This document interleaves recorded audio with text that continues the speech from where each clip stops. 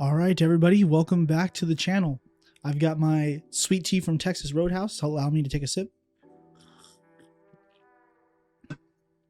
And we are finally back with another tier list Prismatic, a full set list released, all the information, and we're about 2 weeks away from release, so this is a great time to jump on it.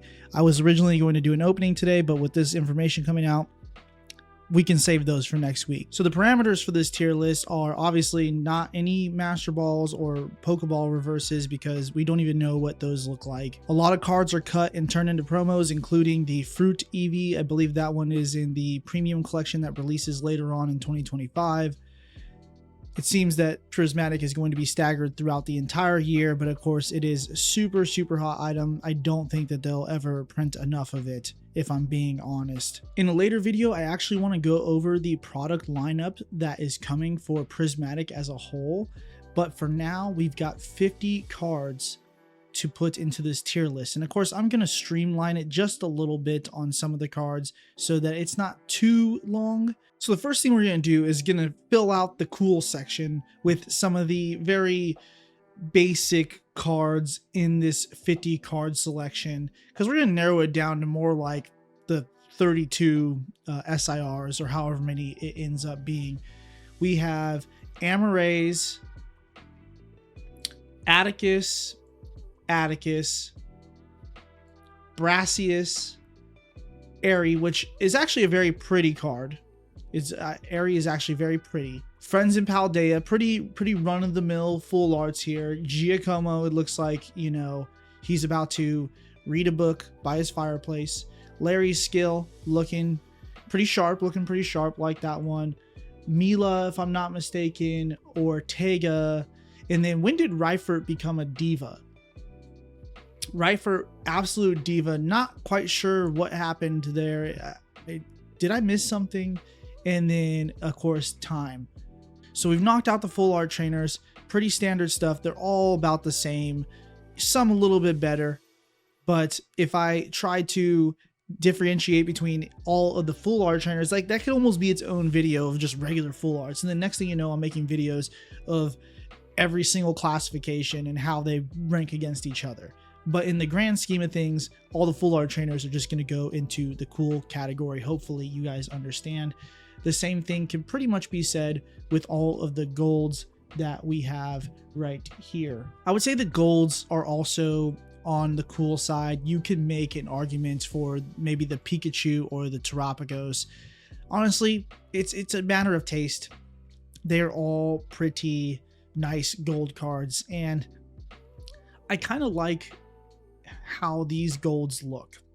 It's almost like pure gold with just an ever so slight splash of color shaded onto the Pokemon at certain places.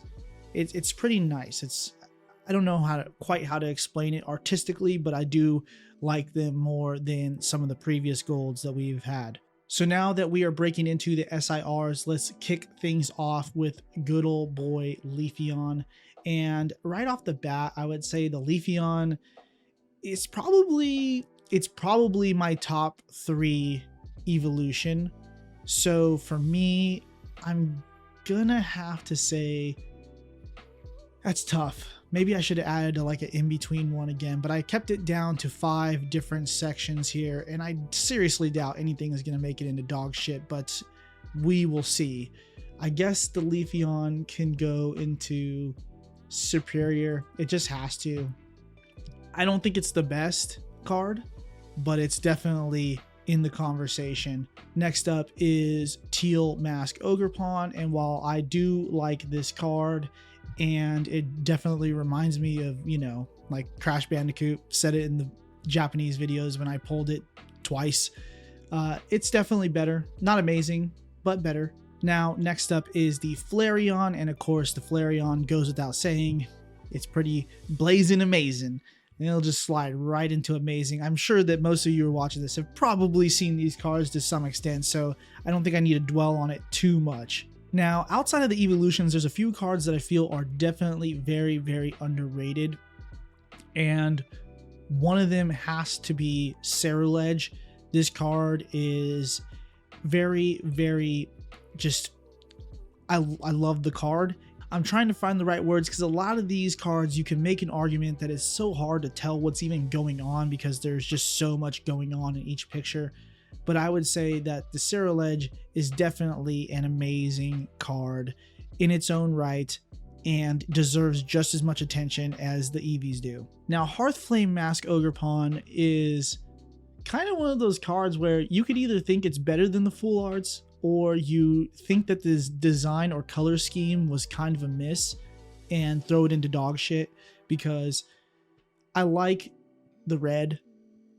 I like the idea of, you know, it being fire, but the blue background to me just didn't do it on this one. In general, all of them probably could have been a little bit better, but I don't dislike them. But I'm going to, just for the sake of, you know, I don't know, for the sake of controversy, I suppose, I'll just throw this into dog shit because it is definitely the worst one. Next up is Vaporeon, and I might not have the same attachment that some of you do to Vaporeon, and maybe that's something you should consider getting checked out, but I'm not your therapist or signing up to potentially be it. So I'm going to go ahead and throw Vaporeon into better. Not particularly wowed by Vaporeon, but it is a good card. It's an evolution. Now, Glaceon is a card that I'm a little bit disappointed in. And really, it's just because with the fact that Glaceon is ice and it's literally in the name, I mean, like, there's just so much that could have been done with this card. You could have had like this Shiva-esque, you know, ice shattering going on that really drove home the Glaceon. There could have been so much more with this card, but I still think that it's pretty nice, but it only goes into better for me. I'm sorry if you are a Glaceon lover. Now the next card up is Consecutive Normal Punches from One Punch Man, aka Palafin. And you know what, just for shits and giggles, better, amazing, better, amazing. I think it's an amazing Palafin card, but do I think it's better than these cards? That's a tough one. If I'm judging it off of Palafins and only Palafins, I think it's the best Palafin card that they've made. If I'm judging it off of this set, which is what I am doing, it's cool. I kind of like it. You know what? It's going into amazing. I think it's amazing. I think it's a dope artwork, man, conceptually. And I do kind of wonder if they've taken some inspiration from One Punch Man on this one, or just anime in general, you know? I guess he is a superhero, so it makes sense. Or supposed to be a superhero. I'll have to check my Pokedex on that one to see if I'm right. You are wrong. So now our next card is the Wellspring Mask, and it's going to go here right next to Hearthflame because it is also dog shit and simply being put there because I think that the Teal Mask kind of just clears all of them. Unfortunately, even though the Teal Mask is, none of the masks are probably particularly great to most people that are watching this video, but I do think that the Teal Mask, at least color-wise, reaches out to me a bit more. And maybe that's because of my correlation with other things that have resembled Mask in my past, I suppose. Now we have another candidate for the superior tier, and that is going to be my boy Jolteon, and easily should potentially be the best card in the entire set. And that is simply because I am partial to, or a bias might be the better word, to Jolteon and Electricity. If it hasn't become clear at this point, the Jolteon is really dope, and it's kind of the angle and the way they're playing off of the Electricity that really drives it home for me, because the Jolteon could have been just as ass as like Vaporeon or Glaceon depending on how they did it. But I don't remember what show it's from, but you ever seen like those sidestepping, like I don't know, it's like some weird lens effect where they have like the character's foot stepping right towards like the camera, and so like the bodies look all large and stuff. That's kind of like what the Jolteon reminds me of, and I wish that I had an example to throw up because I can't remember where I've seen it, but I know I've seen it. Jolteon, easy superior. Now this next card, Iron Hands, is a card that I wasn't even sure what the hell it was when I first pulled it in Japanese. I thought it was some kind of mothership, and I think that that's the point. It looks like a literal mothership about to absorb you into the sky. Iron Hands is actually a pretty dope card, and I think it deserves to be and amazing. Now we have our next dog shit candidate with Espeon, and I'm just kidding. I should have probably let that one ride a little bit more before I said I was kidding, but I am kidding. Espeon is nice, but it's really, I want to put it in better. I want to just throw it in better because I don't really think that there's anything too great going on here. I know that there's supposed to be a sun in the background. There's not really a whole lot of emphasis on the sun, so I feel like it's just a little bit underwhelming in comparison to its counterpart, the moon, but I guess I'll let it slide into amazing. Nah, I think I'm gonna go better on Espeon. I have to, because it won't make sense when I talk about this next card, the Sylveon. The Sylveon is quite beautiful, and I think that it is very deserving of an amazing tier. It is, I would say, more of a proper execution on a Pokemon that's kind of just sitting there, not doing anything too particularly interesting, but still manages to round out to a very, very nice card. Now, Iron Valiant EX is next up, and I would say that it's an easy better. It's definitely giving me like some Tron-esque vibes, slightly different color, but you know, I like the futuristic effect that's going on. However, I think that it's definitely not quite as extravagant as some of the other cards in the set. And don't get me wrong, the Iron Valiant is pretty extravagant. It's just that everything in the set is really, really extravagant. Now, Iron Crown EX is up next. It's like a digital blueprint, and I gotta say, I'm almost regretting not adding another tier in between, because I feel like this is a difficult one. This one is better than cool, but if you ask me if I like Iron Valiant more than this card, I would say yes. So it's almost like I want to be somewhere in between, but I don't really have anywhere in between to put it. So it's going to go into better. I guess better is just where it's going to have to be. I don't think it's amazing, but I like it. Sandy Shocks EX is next up, and I gotta say, most of the prehistoric stuff I'm really not into. Most of it, with the exception of like 2 cards that are coming up that I think are phenomenal. Sandy Shocks, to me, I just don't see how you have a prehistoric Magneton. I don't see it. I mean, I understand that anything is possible and they can do whatever the hell they want, but I just don't, like, out of all the Pokemon that they could have gave, you know, an ancient version to, why?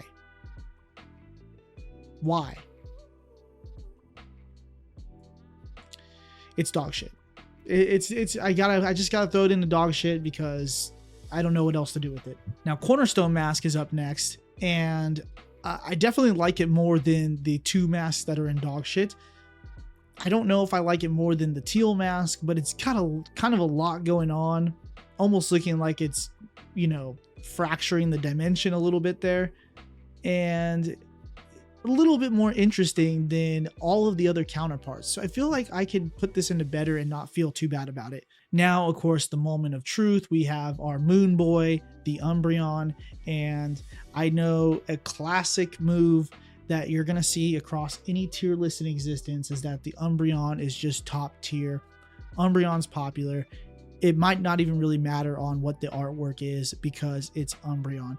But I will say that in comparison to the Espeon, the Umbreon really actually hits home with its intention to have the moon in the background.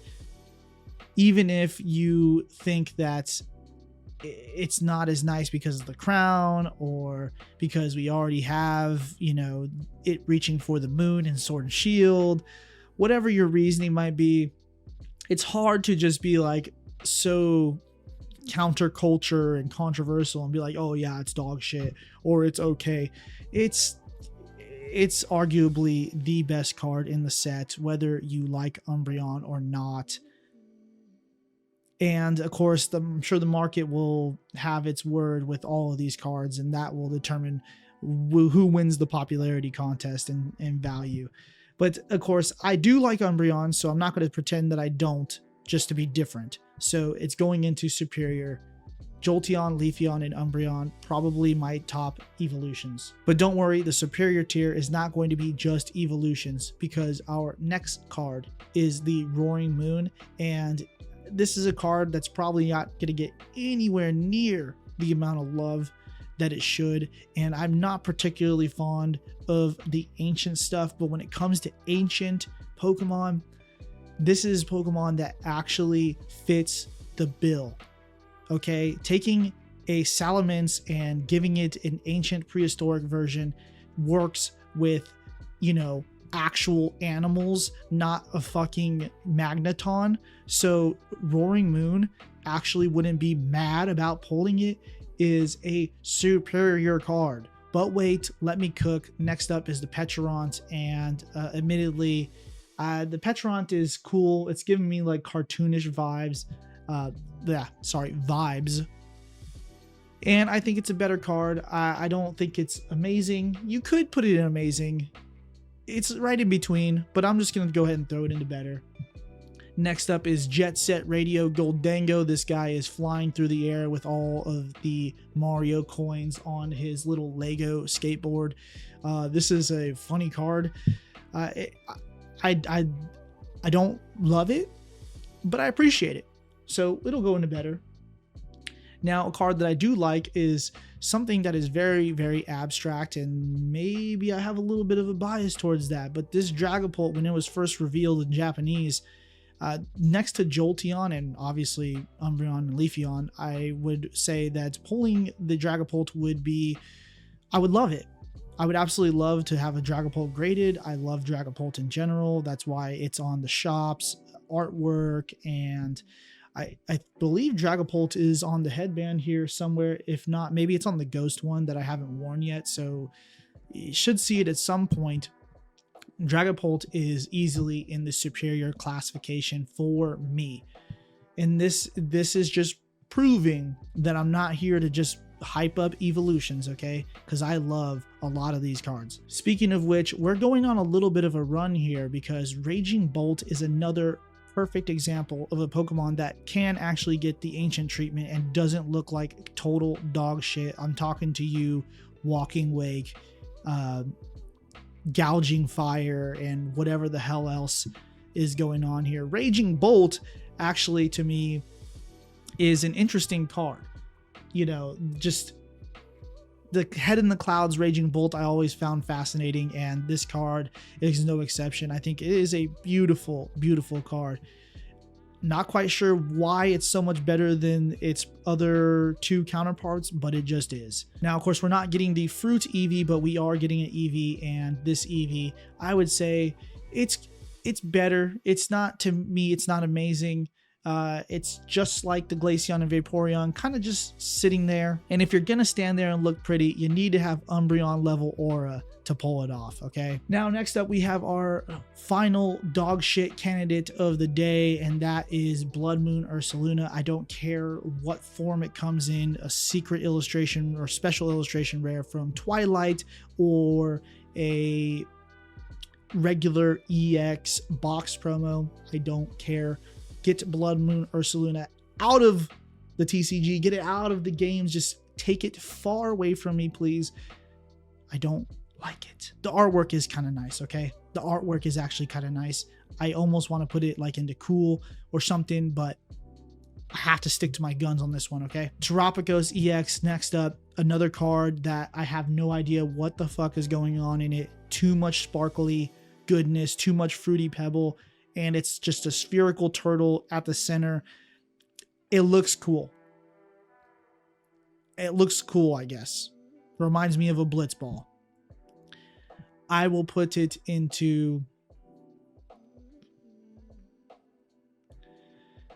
I'll put it into better, and I will never put anything into cool, because that is basically reserved for regular full art trainers and our cookie cutter goals. Next up is Amorous, and I think I called it Amoray at the beginning, and I think that's because some of the translations are a little bit off, or maybe there were some typos in the set list, but that's okay. Amorous is kind of sitting there with some workout equipment. I respect the grind. I've been working out too. I need to keep working out. Mostly need to just stop eating so much because I love food, and that's probably my biggest hurdle. It's not that I don't work out, it's that I eat a lot. But enough about me, more about her. I appreciate the grind. You're gonna go into better though. Not really anything too interesting going on in this card. Now Crispin, I just talked about loving food, but overall, at least something is actually going on in the card. I would say that this is probably another time where I wish that the other tier in between amazing and better existed, because I guess it's going to have to go into amazing. I guess it's going to have to. Now, Drayton pretty much reminds me of my cousin. Does fucking nothing all day and is just straight chilling, and unintentionally just kind of looks cool no matter what, even if he's not really trying. But then again, you know, he really isn't that cool though. He really isn't. I'm gonna be a certified hater on this one. Drayton is just gonna have to go into, well, you know what? He wants to act cool. You know what, Drayton? You're going into cool. Congratulations. You're cool. Janine's, or Janine, I think it's Janine's secret technique. She's putting the boot right on you. I know some people probably really like this card. I never liked the other card before because it was just big ass forehead, and I don't like big ass forehead. All right. If I did, I would be a Sakura fan. Don't go linking me some YouTube breakdown on how Sakura is actually the most useful and realistic person in the Naruto verse. I don't care.